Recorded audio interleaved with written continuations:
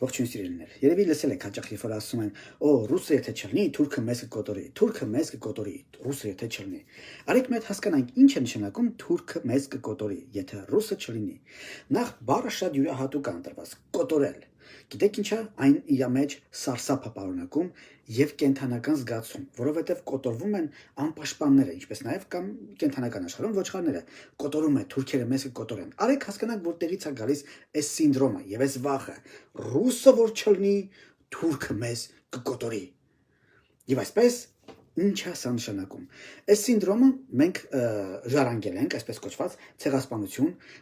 ունենալու պահով, այսինքն մենք ունեցել ենք ցեղասպանություն, որի շնորհիվ մենք ստանում ենք անդադ այս վախը, ներարկվում է մեր մեջ այս վախը։ Բայց արեք մի հատ մտածենք, ինչ ցեղասպանության մասին է խոսքը, ինչի մասին է խոսքը։ Այն որ ասում են քննենք ու բոլորը պատ են շարում հանկարծ չմտածեք դրա մասին, արեք մի պահ մտածենք։ Եվ այսպես 15 թվականի մեր սարսափելի իրողությունները, որոնք կատարվել են մեր ճակատագրի մեջ, մեր պապերի եւ տատերի հետ, հիմնականում թուրք զինվորները, պրոֆեսիոնալ բանակը, որը զինված, գիտե ինչ է նշանակում կռվել, իր ամբողջ գիտակցական կյանքը անցկացրել է պատերազմի մեջ, եւ այդ պրոֆեսիոնալ բանակը 1.5 միլիոն հայ է սպանել։ Ինչպիսի հայ։ Սրանումն է մեր ամենակարևորը եւ սա ուզում եմ նաեւ զուգահեռ տանեմ Արցախի ազատագրման հետ։ Ինչպիսի հայ։ Եվ այսպես, ինչպես որ նշեցի, զինված պրոֆեսիոնալ բանակը կարողացել է սպանել 1.5 միլիոն կանանց, երեխաներին, անպաշտպան գյուղացիներին եւ ինտելիգենտներին։ Ինչու անպաշտպան, որովհետեւ նրանցից որևէ մեկը չէր սպասել, թե ինչա գալու իր գլխին։ Պատմական փաստերը երբ որ կարդում ես, հասկանում ես, որ մարդկանց տներից հանել են դուրս, մարդիկ տեղյակ չեն եղել ինչի համար եւ որքան ժամանակով, հետեւաբար նույնիսկ ուտելու բան չեն վերցրել իրենց հետ, այսինքն համապատրաստի են եղել, անպատրաստ են եղել տնից դուրս գալու համար եւ դեռ այդքան ժամանակներով տարել են, հյուծել են, դարձրել են արդեն անզոր անկարող, հարձակվել սպանել են, մենք տղա ենք, կարեցանք կին սպանենք եւ սրանումն է մեզ տարօրինակը թվում, որ այդ թուրքը, որ ընդամենը սպանել է կանանց, երեխաներին եւ անզեն մարդկանց մեր մեջ սարսափ ներարկում։ Թուրքը մեզ կկոտորի։ Թուրքը մեզ կկոտորի։ Ռուսը որ չլինի, թուրքը մեզ կկոտորի։ Ախր ռուսը կար, որ թուրքը մեզ կոտորեց։ Հենց դրա պատճառով մեր մեջ այս խնդրը մենք ունեցանք։ Բայց գիտես որ քո կենսագրության մեջ դու ունեցել ես մարդիկ, որոնք երբեք չեն հարձակվել թուրք երեխաների վրա, որովհետև իրանց պատիվ չի բերել։ Չեն հարձակվել ու սպանել թուրք կանանց, որովհետև իրանց տղամարդկության վրա ազդեցություն կունենար, կասեն, «Էդ ինչ տղամարդ ես, կին ես սպանում»։ Դու այդ սերունդն ունես ու սարսափում ես այն բանակից, որ հարձակվեց սպանել կանանց ու երեխեքին։ Հիմա մտածի, դու իրոք պիտի սարսափես այդ բանակից, դու ես այդ մարդը, որ պիտի սարսափես այդ թուրք կոտորողից ու չես կարող ասել, հա, թուրքը կոտորեց ում կանանց ու երեխեքին, այդ էր իրանց դուխը, այդքան էին կարող, բախի չկարողացան Անդրանիկի, Սերոփի, Չաուշի դեմ կռվեն, բա հələ իրանց գնացեք հարցրեք, հազարավոր, տասնյակ հազարավոր դիակներ են փռել, զինվորներ, կանանց չէ, երեխաներին չէ, որովհետև դա մեր տեսակն է։ Ավելին ասեմ,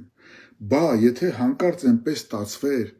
որ մեր սպանել Ռամիլ Սաֆարովին քնած ժամանակ, մենք արդյոք նրան հերոս կկոչեինք, կասենք, օ մոլոդեց, ադրբեջանցի սպանեցիր, կասենք, չէր կարող մարտնասներ հետո սպաներ, այդ ինչ տղամարդկությունն է քո մեջ, որ քնած ադրբեջանցի է սպանել, սա քո տեսակն է, ու գիտես խեսքի են անդադ այդ կոտորել բառը ներարկում, որ քո մեջ սպանեն այդ հայի, այդ ոգին, այդ տեսակը, լսի դու մենակով, դե հələ մի հատ ասեք,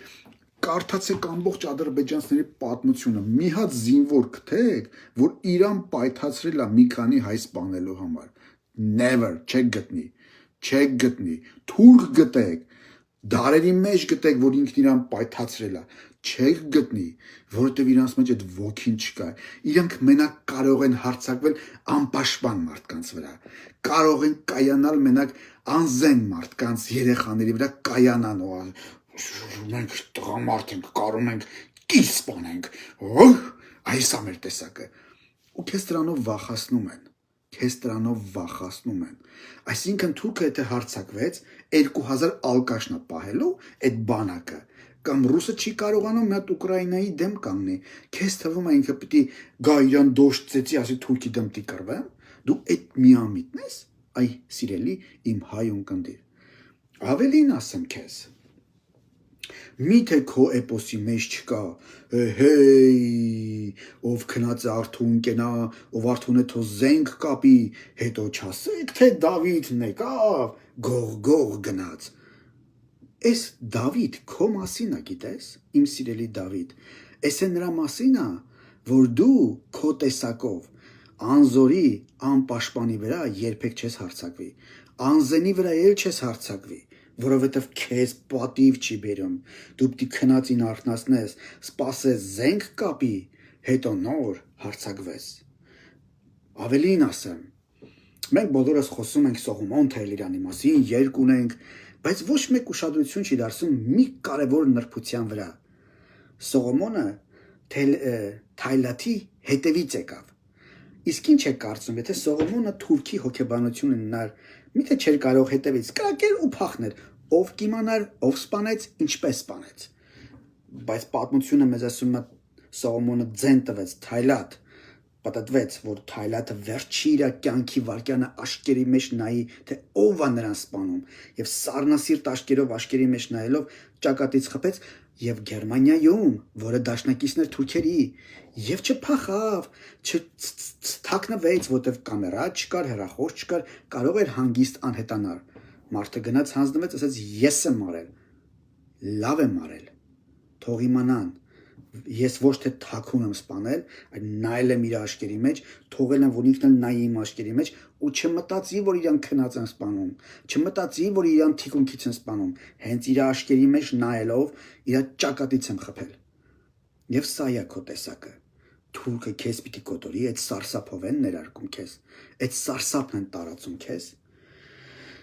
Դու չէի Սարդարապատի կռվի ժամանակ մի քանի ժամում հավաքեցիր ջոկատու այդ նույն թուրքի դեմ դուրս եկար կանգնեցիր։ Հերիքա մեզ այդ սարսափով կերակրեն։ Հերիքա։ Ես կոչ եմ անում իմ ժողովրդին, որպեսզի դու քո մեջ արթնացնես այդ ոգին։ Մի վախեցիր։ Հիշում եք, որ սկզբից ասացի կկապեմ Արցախյան հերոսամարտի հետ։ Մի շատ կարևոր մի բան կա, որ մեր մեջ սա օգնեց եւ նաեւ վնասեց։ Ես հաճախ էի մտածում, ինչու այնպես ստացվեց, որ 93-ին, որ մենք պետքա պարտված լինեինք, դատապարտված ենք պարտության, բայց հաղթեցինք, իսկ 20-ին, որ մենք անկարող էինք պարտվել, պարտվեցինք։ Գիտեք ինչն էր տարբերությունը, որովհետեւ 90-ականներին մի սերունդ էր մեծացել, որը թաքուն, բայց այնուամենայնիվ սովետական միության ճնշման այդ ռեպրեսիաների ներքո թաքուն կարդում էր անլռելի զանգակատուն, Շիրազի Դանթիականը եւ Խաչիկ Դաստենց, չգիտեմ, Սերո Խանզատյան, Մխիթար Սպարապետ եւ այլն եւ կարդում էին եւ երիտասարդություն էր մեծանում, որ մի բան էր զգում։ Նա չէր սարսափում Թուրքից, չէր մտածում, որ իրան ռուսն է պաշտպանում, ոչ մի բան տես բան չէր մտածում, նա մտածում մի բան։ Իր պապերի հետ մի բան է տեղի ունեցել, որի պատասխանը չեն ստացել, որի պատասխանը չեն տվել հələ։ Եվ նրա մեջ ոչ թե վախի, կոտորածի, ցեղասպանության, այլ վրեժի ծարավ էր արթնացել, վրեժի։ Եվ այդ ծարավը պայթեց Արցախի կռվի ժամանակ, պայթեց եւ կապ չուներ ինչ ազգ էր, թուրք էր մեկը։ Եվ մենք գնացինք ոչ թե արձատագրելու Արցախը, մենք գնացինք մեր վրեժը լուծելու, Սրանումն էր տարբերությունը, որովհետև մենք ավելի շատ վրեժ լուծեցինք, երբ որ լուծեցինք, հանգստացանք, թուրքերին տեղադրեցինք ու կարծես մենք այդքան էլ չմտածեցինք Արցախի մասին, որովհետև մեզ համար ավելի շատ վրեժ լուծելու խնդիր էր դրված։ Պատասխանը մեր պապերի։ Ով էր մտածում ցեղասպանություն բառի մասին։ Բոլորի մեջ մտածում էին հատուցման խնդիր կար, վրեժի խնդիր կար, պետքա վրեժը լուծվեր։ Սա էր տարբերությունը։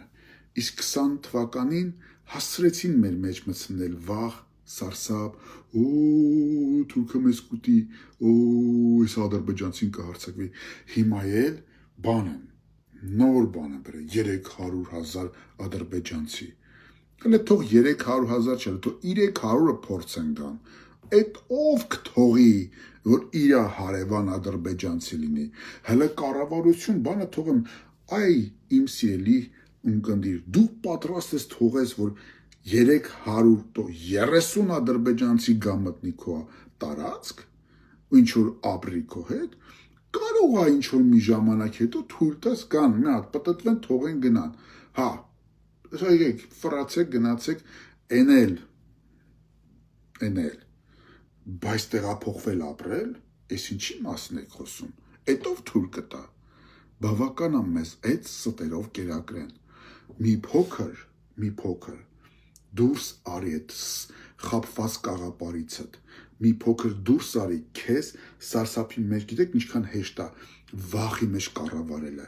ինչքան հեշտ է քեզ վախ ներարկելով քեզ կառավարելը, որովհետև վախի մեջ քո մոտ անորոշություն է արթնանում,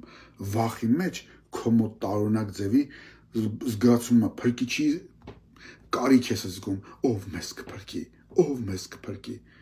դարերով ոչ մեկ քեզ չի փրկել, ոչ մեկ, փրկել է մենակ քո բազուկը, քո ուժը ու քո Աստվածը, սա է, ու մի բան էլ ասեմ, վերջացնելով, որովհետև նորից ետ գանք քո էպոսին, մեր էպոսին, ինչ է ասում էպոսը, ասում է, քո խաչ պատերազմի թևին, խաչ պատերազմին քուրքիկ ջալալի ձիուն, հրեղեն ձիուն և թուր կեցակին, ուզում եմ այս բառերի վրա, որոնց վրա, որ մենք որպես բան ենք նայում, էպոսային արտահայտություն, դուք տեղյակ եք, որ կան գիտնականներ, որոնք վերլուծում են այս բառերը, արեք սկսենք հետևյալից, հրեղեն ձի, բոլոր էպոսներում կան թևավոր ձիեր, ունեք Հունաստանում կան պեգասներ, որ ձի են թռնում է, քո ձին թևավոր չի, որովհետև թևավոր ձին տրամաբանական է, թև ունի, թռնում է, կամ ասենք բաները ձիեր կա, որ կենտավրներ, ասենք կիսաձի, բայց քո ձին ոչ կենտավր է, ոչ թև ունի, բայց հրեղեն է, այսինքն կրակ է արտադրում, ինքն իր մեջ թռնելուց կրակ ու հուր է արտադրում, հրեղեն է, դու չես նմանակում այն նաև ինչ որ միտեղ վիշապին, ինչ որ միտեղ ձիու, տարօրինակ ձի է քո ձին, քո էպոսի ձին, ասեմ ավելին, քո թուրը կայծակ է արտադրում, լազեր է արտադրում, եթե այս դարի մեջ որ խոսենք, ապա կասեն ոչ թե թուր կեցակի, այլ կասեն լազերնի թուր, դեռ որ երրորդ դարից դու ինչի մասին ես գրել, դեռ որ երրորդ դարից ինչպիսի թրի մասին ես գրել դու, քո հանճարը, քո տաղանդը, քո էությունը փչացնելու մեծագույն պատերազմ է գնում, մի սարսափի, մի վախեցի, հիշի ով ես դու, այդ էպոսի բառերը հիշի, հեհեյ Դավիթ հիշիր, ով ես դու, նայի քո խաչ պատերազմին, թուր կեցակին ու քո հրեղեն ձիուն, սա քո տեսակն է, Աստված օրհնի հային ու հայ ժողովրդին ու Հայաստան աշխարհը, ողջ լինենք։